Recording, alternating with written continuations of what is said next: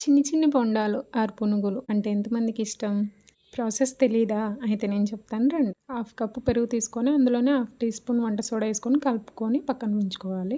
ఇలా బబుల్స్లా కనపడుతున్నప్పుడు ఒక కప్పు మైదా పిండి నేను యాడ్ చేసి కలుపుతున్నాను. ఇందులో పెరుగు మైదా బాగా కలిసేలా కలుపుకోవాలి. కొంచెం గోరువెచ్చగా వేడిగా ఉన్న వాటర్ తీసుకోండి, పిండి బాగా పొంగుతుంది.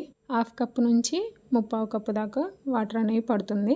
ఇది ఇడ్లీ రవ్వ అండి. ఒక టేబుల్ స్పూన్ ఇడ్లీ రవ్వ వేసుకొని కలుపుకుంటే క్రిస్పీగా వస్తాయి.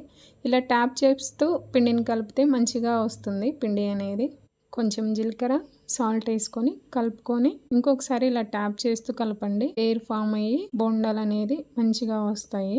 కలుపుకున్న పిండిని 1 అవర్ పక్కన పెట్టుకున్న తర్వాత ఇప్పుడు మనం బోండాలు వేసుకుందాం.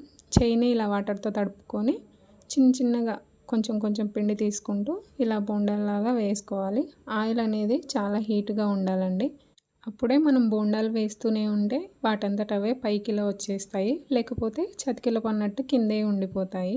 టేస్ట్ కూడా అంత బాగు, పిండి పిండి ఉంటుంది లోపల. బోండాలు ఇలా వాటంతట అవే పైకి వచ్చేసిన తర్వాత మంట అనేది సిమ్లో పెట్టేసుకోండి.